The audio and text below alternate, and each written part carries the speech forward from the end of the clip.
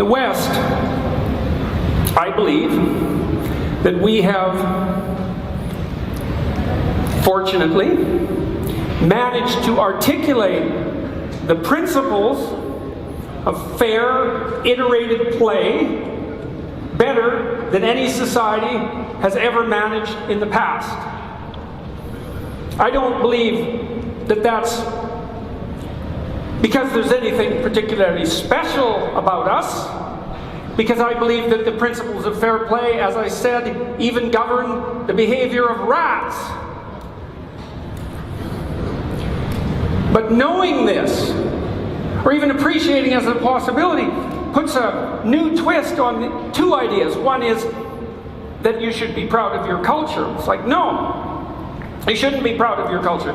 You should bloody well recognize that it got some things right, and that all of your good fortune is dependent on that, and then you should take the utmost responsibility for continuing to play the damn game properly. And you should have enough sense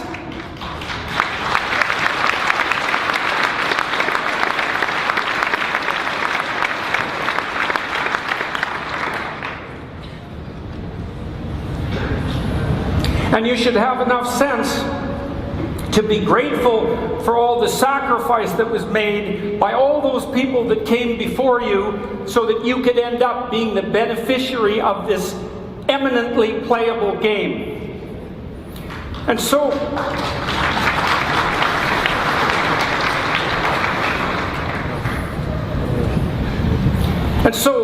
I could say, well, what are the rules of the game?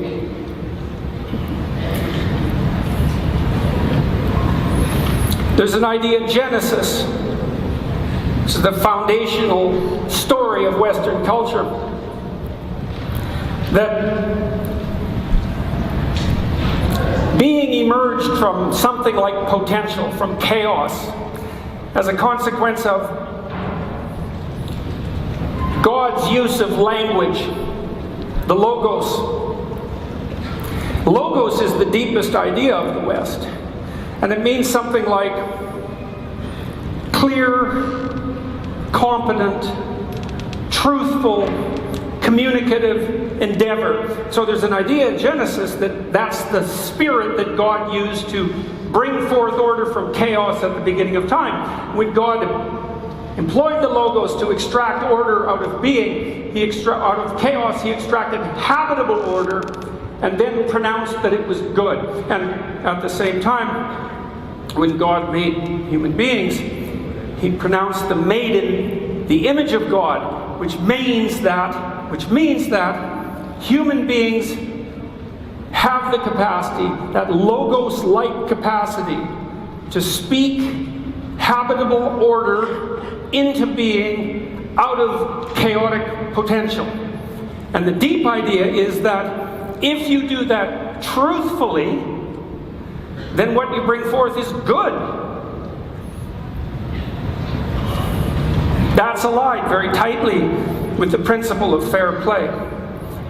It's easy to play fair with someone who tells you the truth. You can communicate with them, you can trust them, you can take risks with them, you can cooperate with them, you can negotiate with them, and you can jointly engage in the endeavor to bring forth the habitable order that is good from the chaos of potential. When we insist that the immigrants who come to our countries to become beneficiaries of the game that we're playing follow the rules, we are not merely saying, we have a culture, you have a culture,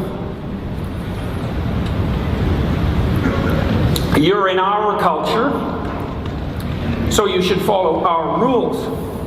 What we're saying instead is, we have inherited a culture, and it seems to work. And it works well enough so that we're happy to be here, and many people would like to be. And if you want to come to our culture and be a beneficiary of the game, then you have to abide by the rules that produce the game. We're not saying that you have to do it because it's ours, or because we're proud of it, or because in some sense we're right as individuals or even as a culture. We're saying it because we've been fortunate enough to observe what the rules that make a functional society actually are, and sensible enough, thank God, most of the time to follow them well enough so that there are a few countries on the planet that aren't absolute pits of catastrophe.